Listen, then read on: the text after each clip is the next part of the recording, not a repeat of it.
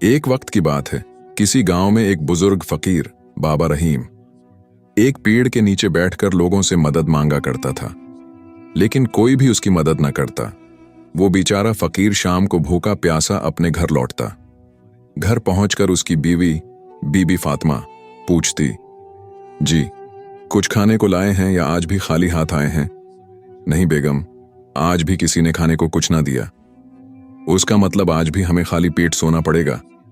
हाँ बेगम, बस पानी पी लो और सो जाओ, हमारे नसीब में यही लिखा है।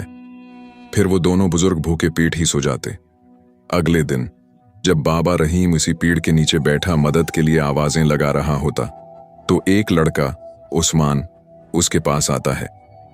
बाबा जी, मैं कई दिनों से यहां से गुजर रहा हूं और देखता हूं कि आप खाली पेट यहां बैठे रहते हैं, न कुछ खाते हैं न पीते हैं। बताएं, मैं आपकी क्या मदद कर सकता हूं? बेटा, हम गरीबों की किस्मत में तो भीख मांगना ही लिखा है, लेकिन किसी को हम पर जरा भी रहम नहीं आता। हम तो कई दिनों से खाली पेट सो रहे हैं। बाबा जी, आप बिल्कुल ठीक कह रहे हैं। यहां लोग झूठे और धोखेबाज लोगों को पैसे देते हैं। आप फिक्र ना करें, मेरे साथ चलें, मैं आपको दिखाता हूं धोखेबाजों से पैसे कैसे निकलवाते हैं। बेटा, मैं तेरी बात समझा नहीं, तेरा मतलब क्या है? बाबा जी, आप बस मेरे साथ चलें, सब समझ आ जाएगा। आप खामोशी से बैठकर तमाशा देखें। फिर उस्मान बाजार से एक गुधा लेकर आता है और एक जगह खड़े होकर आवाजें लगाने लगता। गुधा, गुधा, 10 लाख रुपए का गुधा, आओ ले लो 10 लाख रुपए का नायाब गुधा। उस्मान की आवाज सुनकर एक आदमी नासिर उसके पास आता है। आओ भाई, क्या तो पागल हो गया? 10 लाख रुपए का गुधा बेच रहा है। भाईजान, ये कोई आम गधा नहीं है। क्यों, क्या ये गधा सेट पर लगा हुआ है? भाईजान, मेरा दिमाग ना खाओ, अगर लेना है तो लो, वरना यहां से चले जाओ। हाँ हाँ, जा रहा हूं। बड़ा आया 10 लाख रुपए का गुधा, मुझे तो इससे बड़ा गुधा लगता है। अभी बादशाह सलामत को जाकर बताता हूं कि 10 लाख रुपए का गुधा बीच कर लोगों को पागल बना रहा है। ये कहकर नासिर वहां से चला जाता है। उस्मान फिर आवाजें लगाने लगता। गधा, 10 लाख रुपए का गधा, ताजा ताजा, मीठा मीठा गधा, 10 लाख रुपए का गधा ले जाओ, ये ऑफर में दूध मद्दत के लिए है। उधर नासिर बादशाह शाहजमान के पास पहुंचता है। बादशाह पूछता है, क्या हुआ हमारा वजीर नासिर, क्या परेशानी है? बादशाह सलामत, आपकी सल्तनत में लोगों के साथ धोखा हो रहा है। वजीर, ये तुम क्या कह रहे हो? हमें अपने कानों पर यकीन नहीं आ रहा। हमारी सल्तनत में हमारी राया के साथ कौन धोखा कर रहा है? बादशाह सलामत, एक लड़का बाजार में खड़ा 10 लाख रुपए का गधा बेच रहा है। 10 लाख रुपए का गधा? क्या वो गधा सोने की लीद करता है जो 10 लाख रुपए का है? इसी वजह से मुझे उस पर गुस्सा आया कि आपके दौरे हुकूमत में आपके इलाके में लोगों को बेवकूफ बनाया जा रहा है। दरबार के मुलाजमों को बोलो, हमारी गाड़ी निकालें, हम अभी उसके पास जाएंगे।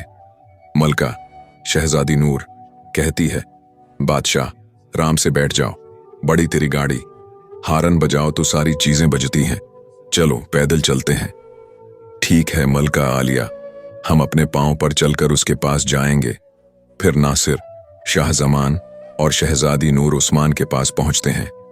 शाहजमान कहता है, लड़के, तेरी ये जरात की तो हमारी सल्तनत में हमारी राया को बेवकूफ बना रहा है। इस गधे में क्या खूबी है जो तो उसे 10 लाख रुपए का बेच रहा है? उस्मान कहता है, बादशाह सलामत, ये कोई आम गधा नहीं, उसके बहुत फायदे हैं। क्या फायदा? क्या ये छरी खाकर पटाखे मारता है? शहजादी नूर कहती है, मैं तो समझती हूं ये लोगों को पागल बना रहा है, उसे गिरफ्तार करो। शाहजमान कहता है, मुल्का जरा रखो, लड़के इस गुधे की खूबी बता। जो हुक्म बादशाह सलामत। अगर किसी के रिश्तेदार मर गए हों और वो इस गुधे पर बैठे तो उसे वो रिश्तेदार नजर आ जाएंगे और इससे बातें करेंगे। अगर किसी के बाप दादा मर गए हों तो वो इस गुधे पर बैठे तो उसे वो जिंदा नजर आएंगे। शहजादी नूर कहती है, ये तो एक नंबर का धोखेबाज लगता है, ऐसा भी हो सकता है। शाहजमान कहता है, लड़के अगर तेरी बात सच्ची हुई तो हम उस गधे को 22 लाख रुपए में खरीदेंगे। उस्मान कहता है, जी बादशाह सलामत, आप उस पर बैठकर चेक करें, लेकिन एक शर्त है। शहजादी नूर कहती है, अब कौन सी शर्त है? मलका आलिया, शर्त यह है कि जो ईमानदार और नेक दिल इंसान उस पर बैठेगा उसे अपने रिश्तेदार नजर आएंगे, जो बद्दियांत होगा उसे कुछ नजर नहीं आएगा। शाह जमान कहता है, वाह, ये तो बहुत काम का गुधा लगता है। चल वजीर नासिर, इस पर बैठ, अभी तेरी ईमानदारी का पता लगता है। नासिर कहता है, अच्छा बादशाह सलामत, मैं अभी बैठता हूं, मैं तो बहुत ईमानदार हूं, मुझे मेरे रिश्तेदार जरूर नजर आएंगे।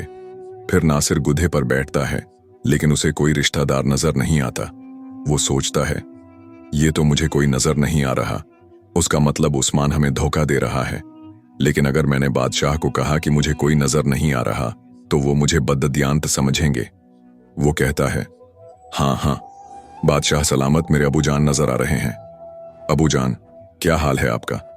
मुझे आपकी बहुत याद आती है। अबू जान, आप वापस आ जाएं। उस्मान कहता है, भाई नीचे उतर जाओ, उन्हें वापस कब्र में भी जाना है। ज्यादा लालियां ना करो, वरना वो तुम्हें अपने साथ कब्र में ले जाएंगे। शाह जमान कहता है, अरे वाह लड़के, ये तो बहुत अच्छा गधा है।